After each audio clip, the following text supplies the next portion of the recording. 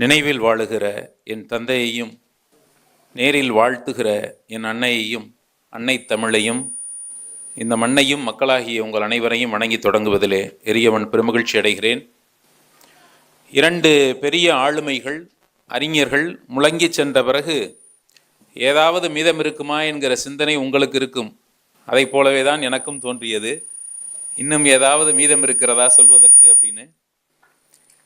இணையதளத்தில் நேரலையாக இந்த நிகழ்வை கண்டு ரசித்து கொண்டிருக்கக்கூடிய அறிஞர்களுக்கும், கிங் வலை தொலைக்காட்சியின் வாயிலாக தமிழ்ச் சங்கத்தினுடைய இந்த நிகழ்வை எப்பொழுதும் கேட்டு ரசித்து பின்னூட்டம் தருகிற நேயர்களுக்கும், தமிழ்ச் சங்கத்தினுடைய காப்பாளர்கள், உறுப்பினர்கள், புரவலர்கள், எங்கள் அன்பிற்கினிய தமிழ்ச்சங்க தலைவர், கருத்தரங்க தலைவராக விற்றிருக்கிற மரியாதைக்குரிய வேல்சாமி ஐயா அவர்கள், எப்போதும் எங்கள் இதயத்தில் எங்கள் ஐயாவாக இருக்கிற பெருமாள் முருகன் ஐயா அவர்கள், பணி நிறைவுக்கு பிறகும் நிறைவோடு முதல் மேடையை தமிழ்ச்சங்கத்திற்காக வாய்ப்பு தந்திருக்கிற காசி மாரியப்பன் ஐயா அவர்கள் உள்ளிட்ட அனைவரையும் மீண்டும் ஒரு முறை மனதார வணங்கி தொடங்க விளைகிறேன். 2500 ஆண்டுகளுக்கு முன் அப்படின்னு சொன்னாலே ஒரு பிளாக் அண்ட் ஒயிட் படம் ஸ்க்ரீன் உங்கள் மனசுக்குள்ளே முதல்ல வந்துடணும். 2500 ஆண்டுகளுக்கு முன் என்னெல்லாம் இருந்திருக்காது அப்படின்னு முதல்ல யோசிப்போமே. இது இருந்திருக்காது. மின்சாரம் இருந்திருக்காது. அலைபேசிகள், கைபேசிகள், எந்த வகை தொழில்நுட்ப சாதனங்களும் இருந்திருக்காது. 2500 ஆண்டுகளுக்கு முன்னால் போக்குவரத்து வசதி இப்பொழுது இருக்கிற எந்த மோட்டார் வாகனங்களும் இருந்திருக்காது. வானத்தில் பறப்பதற்கோ தரையில் செல்வதற்கோ எந்த விரைவான போக்குவரத்து வசதிகள் இருந்திருக்காது. குறிப்பாக மக்களாட்சி இருந்திருக்காது. 2500 ஆண்டுகளுக்கு முன்னால் எப்படி இருந்தார்கள்னு சொல்லும்போது நாம் இப்போ பெருமையாக சொல்லுவோம், நாமெல்லாம் நாகரிகம் அடைந்தவர்கள் அப்படின்னு. அப்படிலாம் இல்லை. 2500 ஆண்டுகளுக்கு முன்பு மிக நாகரிகத்தின் உச்சம் கண்ட ஒரு செழுமையான சமூகம் இருந்தது அப்படிங்கிற கூற்றத்தான் நாம் தெரிஞ்சுக்க போகிறோம். அதுதான் ரொம்ப வியப்பான ஒரு விஷயம் கூட. இன்றைக்கு பெண் விடுதலை, பெண் உரிமை பற்றியெல்லாம் பேசுகிறவர்கள், ரொம்ப கண்ணியமாக பெண்ணியம் பேசுகிறவர்கள் கூட சொல்லுகிற ஒரு கோட்பாடு, இது வெள்ளைக்காரன் கொண்டு வந்த கோட்பாடு. பெண்ணியம் அப்படிங்கிற ஒரு தாக்கத்தையே ஆங்கிலேயர்கள் இங்கே ஆட்சிக்கு வந்த பிறகுதான் இறக்குமதி செய்யப்பட்ட ஒரு கோட்பாடு அப்படியெல்லாம் நிலவப்படுகிறது. உண்மை அதுவல்ல. 2500 ஆண்டுகளுக்கு முன்பாகவும் பெண்களின் குரல் ஒலித்திருக்கிறது. பெருமாள் முருகன் ஐயா பேசும்போது சொன்னாங்க, அதுக்கு முன்னாடி வேல்சாமி ஐயா தொடக்க உரையிலேயே தெளிவாக சொன்னாங்க, அங்கே இருந்த அறிவு சமூகம் இடையில ரொம்ப நாளாக காணமே அப்படின்னு ஒரு கேள்வி கேட்டாங்க. ஒரு நீண்ட இடைவெளி இருக்கே அப்படின்னாங்க. கிமு 3ஆம் நூற்றாண்டிலிருந்து 6ஆம் நூற்றாண்டு வரை நம்ம போகணும். அதுதான் புத்தருடைய காலமும் அவர்களுடைய காலத்துக்கு சற்று பின்பான காலமும். நம்ம சங்க இலக்கிய காலமும் அதுவும் கிட்டத்தட்ட ஒன்று தான். ஒரு நூற்றாண்டு முன்பின்னாக வேண்டும் இருக்கலாம். அப்போது சங்க இலக்கியத்தில் பௌத்தத்தினுடைய தாக்கம் இருக்கிறதானா இருக்கிறதுன்னு தான் சொல்லணும். மதுரை காஞ்சியில் பௌத்த பள்ளிகள் பற்றி பேசப்பட்டிருக்கிறது. மதுரை காஞ்சியில் தகவல் இருக்குது. அப்போ சங்க இலக்கிய காலத்துக்கு முன்பாகவே பௌத்தம் இங்கே ஊடுருவி அல்லது வேரோடி அல்லது உருவாகி பரிணமித்திருந்திருக்கிறது. அந்த காலகட்டத்தில் துறவு வாழ்க்கைங்கிறது எப்படி இருந்திருக்கும், இப்போ துறவு வாழ்க்கை எப்படி இருக்குன்னு கொஞ்சம் யோசித்துக்கணும் ஒரு கணம். ஏன்னா நம்ம சமகால வாழ்வியலோடு ஒப்பிட்டு பார்ப்பது தான் தனி மனித மனங்களின் இயற்கை. உண்மையில் அப்படி ஒப்பிட வேண்டிய அவசியம் இல்லை என்றால் கூட இப்போ துறவு வாழ்க்கை எப்படி இருக்குது? ரொம்ப சௌகரியமாக குளிரூட்டப்பட்ட அறைக்குள்ளே இருக்குது அநேகம் பேருக்கு. இன்னும் கூட உண்மையான துறவு வாழ்க்கையை குறிப்பிடும்போது அப்போ அப்படி இருந்திருக்காதா? பெண்கள் இப்போ துறவிகளாக இருக்கிறார்களா? உலக அளவிலே பட்டியலிட முடியுமான்னு பார்த்தா ஒரு 10-15 பெயர்களை குறிப்பிடலாம். ஊடகங்கள் சொல்லுகிற பெயர்களைத்தான் பெண் துறவிகளாக. 2500 ஆண்டுகளுக்கு முந்தைய பெண் துறவிகள் ஏன் துறவு வாழ்க்கையை மேற்கொண்டாங்கன்னு ஒரு கேள்வி. அவங்க துறவு வாழ்க்கை அவ்வளவு எளிமையாக இருந்ததா அப்படின்னு ஒரு கேள்வி. அவங்க எதிர்கொள்ளுகிற இடர்பாடுகள், சிக்கல்கள் இன்னைக்கும் ஒன்று தான், அன்றைக்கும் ஒன்று தான். அதே சிக்கல்கள் தான் இருந்திருக்கு. அந்த அளவிலே நாம் இதை அணுக வேண்டி இருக்கிறது. புத்த பிட்சுக்கள் அப்படின்னு நம்ம சொல்லுவோம். புத்த பிக்குகள். ஆண் துறவியருக்கு புத்த பிக்குகள்னு பேர். பெண் துறவிகளுக்கு பிக்குணிகள்னு பேர். தேரி, தேரனா ஆண் பிக்குகள், தேரினா பெண் துறவியரை குறிக்கக்கூடிய சொல்லாக நூல்கள் குறிப்பிடுகிறது. மறுபிறவியிலே பல பிறவிகளிலே பௌத்தத்திற்கு நம்பிக்கை உண்டு. பொதுவாக இந்திய சமூகத்தில் அநேகருக்கு அந்த நம்பிக்கை இன்றும் கூட உண்டு தான். மீண்டும் பிறவா நிலை அடைய விரும்புகிற பெரு விருப்பமும் எல்லோருக்கும் உண்டு தான். நிப்பானம்ங்கிற சொல் தூய பதவி, மீண்டும் பிறவா நிலை, இறுதி நிலைன்னெலாம் நம்ம ஒவ்வொரு மதத்திலையும் ஒவ்வொரு கோட்பாடுகளை வைக்கிறோமே, அதற்கு நிகரானது அப்படின்னு வைத்துக்கொள்வோம். ஒரு கபிலவஸ்துவிலே அரச குடும்பத்திலே பிறந்து உலகை துறந்து தூய பதவி பெற்ற ஒரு பெண் துறவியினுடைய பாடல், மித்ரா அப்படின்னு ஒரு பெண். இந்த பாடல் வந்து புத்தருக்கு சமகாலத்தில் எழுதப்பட்டது, பாலி மொழியிலே எழுதப்பட்டது. புத்தர் பேசியதாக சொல்லப்படுகிற பாலி மொழியிலே எழுதப்பட்டது.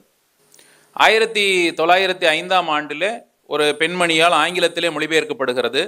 அந்த ஆங்கில மொழிபெயர்ப்பு பிறகு இன்னொரு பெண்மணியால் தமிழிலே மொழிபெயர்க்கப்பட்டிருக்கிறது. அப்படி நமக்கு வாசிக்க கிடைத்த பாடல் தான் அது.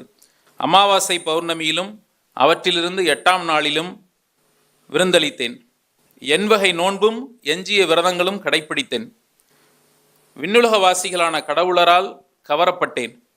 இன்று ஒருவேளை உணவு, மலித்த தலை, சிகையை நீக்கி மலித்து கொள்வது தான் துறவிகளினுடைய அடையாளம். துவர் ஆடை, காவி ஆடைன்னு வைத்துக்கலாம், எளிமையான துவர் ஆடை, இவை போதும் எனக்கு, கடவுளின் சொர்க்கம் தேவையில்லை, பயிற்றி விரட்டி விட்டேன் அக வேதனையையும் அக ஏக்கத்தையும். அந்த பெண் துறவியின் குரல் பாருங்க. துறவு மேற்கொள்வதனால இப்போ அகம் புறம் இரண்டாக பிரித்த சங்ககால பாடல்கள் மாதிரியே பௌத்தத்தை பொறுத்த வரைக்கும் அகம் புறம் வேறு என்று அவர்கள் கருதவில்லை, ரெண்டும் ஒன்று தான். அகம் புறம் ஒன்றாக கருதி அவர்கள் எழுதியிருக்கிற இந்த கூற்று ஒரு சின்ன பார்வைக்கு பெண் துறவி. இப்போ எதனால துறவி ஆனாங்கன்னு கேட்டிங்கன்னா ஒரு 100 உதாரணம் கூட என்னால் சொல்லிட முடியும். 2-3 மட்டும் சொல்கிறேன் பாருங்களேன். நாத்தனாரோட சண்டை வந்த துறவி, இப்போவும் அப்படித்தானே. நாத்தனாரோட சண்டை வந்த கணவர் தானே கஷ்டப்படணும், நமக்கு என்ன அப்படி. அதில் ஒரு செய்தி வருகிறது, ஒரு புத்த பிக்குவுக்கு உணவு தானம் செய்வதற்கு ஒரு பெண்மணி முன் வருகிறார். உணவு தானம். இப்போது பக்கத்தில் இருக்கிற பெண்மணி வந்து அந்த நாத்தனார், அவருக்கு ரொம்ப பொறாமை வந்துடுது. இப்போ இந்த பெண் வந்து அந்த புத்த பிக்குவுக்கு உணவு கொடுத்து இவளுக்கு புண்ணியம்லாம் சேர்ந்துருச்சுன்னா அப்படிங்கிற யோசனையில் போய் அந்த திருவோட்டை வாங்கி மணலை நிரப்பி கொடுத்தாள். உணவு எடுக்கிற அந்த பாத்திரத்தில், திருவோட்டில். அக்கம் பக்கத்தில் இருக்கிறவங்கலாம் பார்க்குறாங்க. ரொம்ப கடுமையான ஒரு சூழல். இந்த பெண் ஒரு தவறுமே செய்யலை. உணவு தானம் செய்ய போனால் அவருடைய உறவு பெண் வந்து இவ்வாறு செய்து விட்டாள் அப்படின்னு ஊரார் உடனே ஏசுகிறார்கள், பேசுகிறார்கள். அவள் வெட்கி தலை குனிகிறாள். இந்த சூழலில் உடனே போய் அந்த மணல் பாத்திரத்தை அவளே மனம் திருந்தி எல்லோரும் பேசினதுனால அந்த பாத்திரத்தை எடுத்து சுத்தம் செய்து நறுமண பொருள்களை எல்லாம் பூசி இனிப்பு பண்டத்தையும் கொடுத்து அப்புறம் அந்த புத்த பிக்குவிடம் தருகிறாள். இப்படி ஒரு காட்சி. அதற்கு பிறகு மனம் திருந்திய பெண் துறவியானால் அப்படிங்கிறத நான் சொல்ல வேண்டிய அவசியமே இல்லை. துறவு மேற்கொள்வதற்கு எத்தனையோ காரணங்கள். கணவன் மறைவு, துயரத்திலே துறவு, அது ஒரு ஈர்ப்பு. கணிகையர் குலத்திலே பிறந்தால் துறவு. நல்ல குடும்பத்திலே வாழ்க்கைப்பட்டு சுகபோக சௌகரிய ஆடம்பரத்தில் வாழ்ந்து கொண்டிருக்கிறாள், அவளுக்கும் துறவு. அதுதான் வியப்பு. அந்த பௌத்த துறவி, பெண் துறவிகளில் அரச குடும்பத்தில் பிறந்திருந்தாலும் வணிக குடும்பத்தில் பிறந்திருந்தாலும் முல்லை நில மக்கள் துறவு மேற்கொண்டதாக குறிப்புகள் இல்லை என்று ஆய்வுகள் சொல்லுகிறது. ஆனால் மருத நில மக்கள் துறவு மேற்கொண்டதாக ஆய்வுகள் உறுதிப்படுத்துகிறது. இப்போ துறவு மேற்கொள்வதற்கு இப்படி நிறைய காரணங்களும் கதைகளும் இருக்கிறது. ஆய்வு உரைகளாக நிகழ்த்துவதை காட்டிலும் இந்த சம்பவங்கள் சமகால பெண்களுக்கு சில செய்தியை தரக்கூடும், ஆய்வாளர்களுக்கு இன்னும் சில செய்திகளை தரக்கூடும் என்கிற நம்பிக்கை எனக்கு இருக்கிறது. குண்டலகேசி படித்திருப்போம், சில பாடல்கள் தான் கிடைத்தது, கதையாக நமக்கு தெரியும். நீங்கள் பழைய கருப்பு வெள்ளை திரைப்படத்தில் ஒரு காட்சி பார்த்துருப்பீங்க. சொல்லும் போதே தலையாற்றுறார் ஒரு அன்பர், வாராய் நீ வாராய்னு ஒரு புகழ்பெற்ற பாடல். அந்த பாடலை பாடிக்கிட்டே அப்படியே மலை உச்சிக்கு கொண்டு போய் அவனை தள்ளி விடுகிற காட்சி நிறைய பேருக்கு நினைவுக்கு வரும். அது குண்டலகேசியின் கதையும் கூட. இந்த பெண் துறவி பத்தா குண்டலகேசி அப்படிங்கிற ஒரு பெண் துறவியினுடைய வாழ்வில் இது வருது. அவங்க முதல்ல சமண மதத்தை தழுவுறாங்க. அதில் படிச்சுக்கிறதுக்கோ கற்றுக்கிறதுக்கோ ஏற்றுக்கொள்வதற்கோ வேறு எதுவுமே இல்லைங்கிற கட்டம் வரும்போது திரும்ப பௌத்த சமயத்துக்கு பௌத்த சங்கத்தில் சேர்ந்து வருகிறார்கள் அப்படிங்கிற அவருடைய வாழ்வியல் செய்தி. அவர் துறவு மேற்கொள்வதற்கான சூழல் என்னவாக இருந்தது அப்படின்னா, மிகப்பெரிய செல்வந்தர் வீட்டு பெண், மிகப்பெரிய செல்வந்தர் வீட்டு பெண் பத்தா. ஒரு வழிப்பறி கொள்ளைக்காரன் அரண்மனையில், அந்த வழிப்பறி கொள்ளைக்காரனுக்கு தண்டனை வழங்கப்படுகிறது. அவன் கல்வன், அவனுக்கு மரண தண்டனையோ ஏதோ தண்டனை விதிக்கப்பட்டு போகிறான். அப்பா வந்து அரண்மனையில் வேலை செய்கிறார், கருவூல காப்பாளர், ரொம்ப செல்வாக்கான குடும்பம். ஜன்னல் வழி இந்த பெண் பார்க்கிறாள் அந்த கல்வனை அழைத்து செல்வதை. கண்டதும் காதல். தந்தையிடம் சொன்னாள். இது ரெண்டுமே முரண்பாடான விஷயம். தந்தையிடம் உடனே சொன்னால், தந்தை வந்து மகள் மீது கொண்ட மிதமிஞ்சிய பாசத்திலே அந்த அழைத்து செல்லுகிற காவலர்களுக்கு கையூட்டு கொடுத்தார். கையூட்டு கொடுத்து தண்டனையிலிருந்து அவனை விடுவிக்கிறார். விடுவித்த பிறகு நறு நீரிலே குளிப்பாட்டி நறுமண பொருள்களை எல்லாம் பூசி இதில் இன்னொரு அடிப்படை இருக்கிறது. நீரிலே குளித்தால் பாவங்கள் தொலையும் என்று ஒரு நம்பிக்கை. நீரிலே குளித்தால் அழுக்குகள் தூய்மையாகிறது அல்லவா, அதுபோல் அவர்கள் செய்த வினைகளும் தூய்மையாகும் என்கிற ஒரு நம்பிக்கையும் அந்த சமகாலத்திலே இருந்தது, இப்பொழுதும் இருக்கிறது. புனித நீராடல் நம்முடைய மரபிலே இருக்கிறது. அவனை தன் மகளுக்கு திருமணம் செய்து வைக்கிறாள், இல்லறம். ஆனாலும் அவன் ஒரு திருடன், கொள்ளைக்காரன். அவனுக்கு பெரிதாக அவனுக்கு இல்லறத்தில் நாட்டம் இருக்கிறதோ இல்லையோ, தன் மனைவி அணிந்திருக்கிற நகைகளின் மீது நாட்டம் அதிகமாக இருக்கிறது. அவன் என்ன சொல்கிறான் மனைவி கிட்ட, இல்லை நான் ஒரு வேண்டுதல் வச்சுருந்தேன், என்னை அந்த காவலர்களெல்லாம் அழைத்து சென்று தண்டனையை நிறைவேற்ற முற்படுவதற்கு முன்பாக என்னை காப்பாற்றிட்டா உனக்கு நான் படையல் போடுறேன் அப்படின்னு நான் வேண்டியிருக்கிறேன் என்னுடைய இஷ்ட தெய்வத்துக்கிட்ட, அங்கே போய் வேண்டுதலை நிறைவேற்றணும் வா அப்படின்னு சொல்லி கூப்பிடுறான். அவளும் மகிழ்வோடு கணவனோடு போகிறாள். போகிற வழி காட்டுப்பாதை, மலை குன்றின் உச்சியிலே அந்த ஆலயம் இருக்கிறது என்று அவன் சொல்லுகிறான். அவன் வழிபடுகிற தெய்வம் அங்கே இருக்குன்னு. போகிற வழியில் எந்த விதமான உரையாடலும் இல்லை, ஒரு அன்பான பேச்சு இல்லை. முதல் நாள் வரை அவனிடத்தில் இருந்த எந்த ஆசை வார்த்தைகளும் இல்லை. நல்ல வேறுபாடு அந்த பெண்ணுக்கு தெரிந்தது. அறிவு கூர்மையான பெண் அவள். அவதானித்தாள் ஏதோ தவறாக நடக்கிறது என்று. உச்சிக்கு கொஞ்சம் முன்னாடி போனவொன்னு அவன் சொன்னான், உன்னுடைய நகைகளெல்லாம் கலட்டு, இந்த மேலாடையில் வச்சு கட்டி பத்திரமா வச்சுக்கலாம் அப்படின்னா. ஏன் அப்படின்னு கேட்டான். இல்லை நான் சொல்கிறத செய் அப்படிங்கிறான். அவளுக்கு அப்பவும் சந்தேகம், இந்த நகையெல்லாம் உங்களுக்கு தான் சொந்தம், நானும் உங்களுக்கு தான் சொந்தம், அப்புறம் ஏன் தனியாக நகையை பிரிக்கணும் அப்படின்னு. அதெல்லாம் ஒன்றும் இல்லை, நகைக்காகத்தான் நான் உன்னை இங்கே அழைச்சிட்டு வந்தேன், அதுதான் என்னுடைய திட்டம் அப்படின்னு வெளிப்படையாக அவன் சொல்கிறான். எந்த விதமான பாதுகாப்பும் இல்லாமல் அவனை நம்பி சென்றிருக்கிற ஒரு பெண். இதுதான் காட்சி. அவள் சற்றே புத்திசாலித்தனமாக யோசித்து சொன்னால், அப்படியா, சரி, உங்கள் விருப்பப்படியே ஆகட்டும், நீங்கள் சொல்லுகிற அந்த வேண்டுதலை நிறைவேற்றுவதைப் போல நான் நினைத்து கொள்ளுகிறேன். எனக்கு ஒரு ஆசை இருக்கிறது, இந்த எல்லா நகைகளையும் நான் அணிந்து கொண்டு உங்களை ஒரு முறை அணைத்து கொள்ள வேண்டும் என்று கேட்டாள்.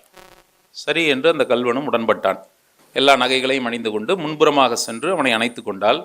மலை உச்சியிலே நின்று கொண்டிருக்கிறார்கள். பிறகு அவனை பின்புறமாக அணைப்பதாக பாவித்து கொண்டு வந்தால் அவனும் எதிர்பார்த்து காத்திருந்தான்.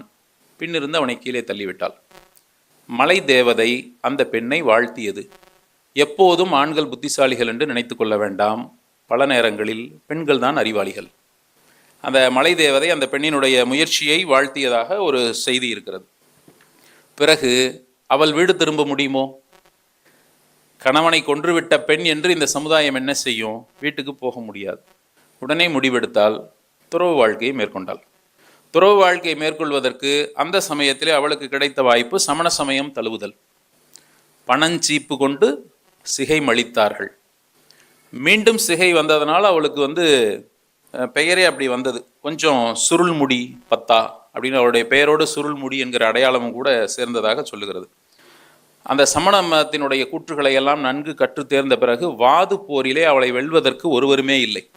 ஒவ்வொரு ஊராக செல்வாள், அங்கே ஒரு சின்ன மணல் குன்றை உருவாக்குவாள், அதிலே ஒரு கொடியை நடுவாள், அங்கே இருக்கிற சிறு பிள்ளைகளிடத்திலே அதை பார்த்து கொள்ள சொல்வாள். யாரெல்லாம் என்னோடு வாதிட தயாராக இருக்கிறார்களோ அவர்கள் இந்த மணல் குன்றை சிதைக்கலாம், கொடியை எடுக்கலாம் என்று சொல்லி வைப்பாள். ஒரு வாரம் அந்த ஊரில் தங்கி இருப்பார். யாரும் வரவில்லை என்றால் வாது போரில் வாதிட தன்னோடு யாரும் இல்லை என்று தெரிந்து அடுத்த ஊருக்கு செல்வாள். இப்படியான ஒரு வாடிக்கையும் அந்த துறவு பெண்ணுக்கு இருந்தது. ஒரு கட்டத்திலே சமண மதத்தில் கற்றுக்கொள்ள ஒன்றுமில்லாமல் பௌத்த மதம் தழுவிய பிறகும் இந்த வாது போர் நோக்கி அவள் சென்று கொண்டே இருக்கும்போது ஒரு ஊரிலே ஒரு நாள் அதே போல மணல் குன்றிலே ஒரு கொடியை நட்டு வைத்து பிள்ளையை பார்த்து கொண்டிருக்கும் பொழுது ஒருவன் வருகிறான், கேள்விப்படுகிறான், அந்த மணல் குன்றை கலைக்க சொல்லுகிறான். ஒரு தேரர், ஒரு ஆண் புத்த பிக்ஷு, அவர் அந்த வேலையை செய்கிறார். இந்த பெண் கேட்கிறாள், நீங்கள் தானா, வாது போருக்கு தயாரா? ஆம், தயார். தனியாக 2 பேர் மட்டும் வாதம் செய்தால் சரியாக இருக்காது என்று அறிவித்து ஊருக்கு பொதுவான ஒரு இடத்தில் ஊரையே கூட்டி வைக்கிறாள். அவர்களுக்கு இடையிலே வாது போர் நடக்கிறது. யார் முதலில் கேள்வி கேட்பது? அந்த பெண்ணை நீயே கேட்கலாம் என்று அவர் அனுமதிக்கிறார். பத்தா தொடர்ந்து கேள்விகளை கேட்டுக்கொண்டே இருக்கிறார். அவன் பொறுமையாக பதில்களை சொல்லிக்கொண்டே இருக்கிறான். கேள்வி தீர்ந்து போனது. ஒரு கட்டத்தில் நிறுத்தி கொண்டாள். அடுத்து அவர் கேள்வி கேட்க தொடங்க வேண்டும் அல்லவா? முதல் கேள்வியை கேட்டார். 1 என்பது என்ன என்று கேட்டார். எந்த நோக்கத்திலே எந்த சூழ்நிலையிலே இந்த கேள்வி கேட்கப்படுகிறது என்று ஒருவரும் அவதானித்து விட இயலாது. அந்த பெண்ணும் அப்படித்தான். பதில் தெரியவில்லை என்று யதார்த்தமாக சொன்னாள். அந்த அளவோடு வாது போர் முடிகிறது. 1 என்பதையே அறியாத நீ எல்லாம் அறிந்ததாக தெரிந்து கொண்டிருக்கிறாயே அப்படின்னு அவர் தான் அங்கே புத்த பகவானை நோக்கி திருப்புகிறார். அந்த பெண்ணை மடைமாற்றம் செய்து பௌத்த மதம் தழுவ செய்கிறார். அப்படி ஒரு செய்தியும் இருக்கிறது. இன்னும் கூட நிறைய துறவிகள் குடும்ப வாழ்க்கையில் இருக்கிறாங்க. ஏதோ ஒரு ஒளி தீட்சண்யத்தின் காரணமாக அல்லது ஏதோ ஒரு சூழலிலே நான் துறவியாகிறேன் என்று கேட்கிறார்கள். கணவனிடத்திலே வாய்விட்டு கேட்கிறார்கள். கணவன் அதிர்ச்சி அடைந்து மறுக்கிறான். இல்லற வாழ்க்கையை விட்டு துறவு வாழ்க்கைக்கு போகக்கூடாதுன்னு சொல்கிறான். கணவன் பேச்சை மீறாத பெண்கள் என்பதனால் தொடர்ந்து இல்லற வாழ்க்கையில் இருக்கிறார்கள். கணவன் சாகும் வரை காத்திருந்து அதன் பிறகு துறவு வாழ்க்கையை மேற்கொள்கிறார்கள். அப்படி ஒரு செய்தி இருக்கிறது. இன்னும் சில பேர் இல்லறத்தில் இருக்கும்போது அனுமதி கேட்டு கணவர் அனுமதி தராமல் தொடர்ந்து அவளுடைய ஆன்மீக செயல்பாடுகளையும் பக்தி செயல்பாடுகளையும் அன்றாடம் அவள் தனிமைப்பட்டு போவதையும் தனியாக இருந்து தவம் மேற்கொள்ள முயற்சி செய்வதையும் பார்த்து ஒரு கட்டத்தில் தாழாமல் குடும்ப நடத்த இயலாமல் நீ துறவியாகிவிடு என்று அனுமதியும் தருகிறார்கள். அப்படி சில பெண்களும் அனுமதியை மேற்கொண்டிருக்கிறார்கள். கணிகையர் குலத்திலே பிறந்த பெண்களில் சிலர் துறவு மேற்கொண்டிருக்கிறார்கள் பல்வேறு சூழல்களில். பெரும்பாலும் வட இந்தியாவில் தான் இந்த கதைகள் எல்லாம் அதிகமாக நமக்கு காண கிடைக்கிறது. காசி மாநகரம் என்கிற வாரணாசி அதை ஒட்டிய பகுதிகளில் இந்த கதைகள் அதிகமாக நிகழ்வதாக. அதில் சாவத்தி என்கிற பகுதியில் வசதியான வீட்டு பெண் ஒருத்தி தன்னுடைய பணியாட்களில் ஒருவரையே நேசிக்கிறார்.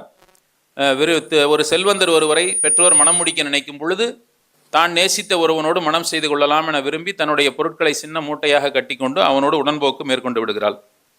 ஒரு குறிப்பிட்ட காலகட்டத்திலே குழந்தை உருவாகிறது. நிறைமாத பிரசவம் நோக்கி நகர நகர பெண்ணுக்கு அச்சம். எந்த வசதியும் இல்லை, ஒரு குடிசையில் இருக்கிறோம், வா வீட்டுக்கு போகலாம் என்று கணவனை அழைக்கிறாள். அவன் இன்று நாளை என்று நாள் கடத்துகிறான். போனால் அவனுக்கு என்ன ஆபத்து என்று கருதினானோ தெரியாது. பெண்ணை தன் வீடு செல்ல அனுமதிக்கவில்லை. ஒரு நாள் உச்சகட்டத்தில் அவளால் இயலாமல் கணவன் வீட்டில் இல்லாத வேளையிலே அக்கம்பக்கத்தவரிடம் சொல்லிவிட்டு வீட்டை விட்டு புறப்பட்டு விடுகிறாள். தன்னுடைய அம்மா வீட்டுக்கே போய்விடலாம் என்று. அவன் கொஞ்ச நேரத்திலே காணவில்லையே என்று தேடிக்கொண்டு அவனும் ஓடுகிறான். அடுத்த கிராமத்திலேயே மத்தியில் அவள் வீட்டுக்கு செல்வதற்கு முன்பாகவே பிரசவமாகி விடுகிறது. முதல் குழந்தை பிறந்து விடுகிறது. 2 நாட்கள் அங்கே இருக்கிற ஒரு தயவிலே தங்கி இருந்துவிட்டு மீண்டும் தன்னுடைய குடிசைக்கே அவன் அழைத்து வந்து விடுகிறான். சில 1-2 ஆண்டுகளில் அடுத்த குழந்தை. அதே கதை, அதே குடிசை வீடு. புயலும் மழையும் மட்டும் சற்று அதிகமாக இருக்கிறது. காட்டில் குச்சி சுள்ளி பொறுக்க சென்றிருக்கிற கணவன். அந்த சூழ்நிலையில் இவர் நிறைமாத கர்ப்பிணியாக வீட்டிலே இருக்கிறாள். காட்டிலே அப்படி சென்ற கணவன் ஒரு புற்றின் மீது இருந்த ஒரு மரத்தினுடைய குச்சியை உடைக்க முற்பட்ட பொழுது அங்கிருந்து அரவம் தீண்டி இறக்கிறான். பாம்பு தீண்டி அந்த கணவன் மரிக்கிறான். விழிகளின்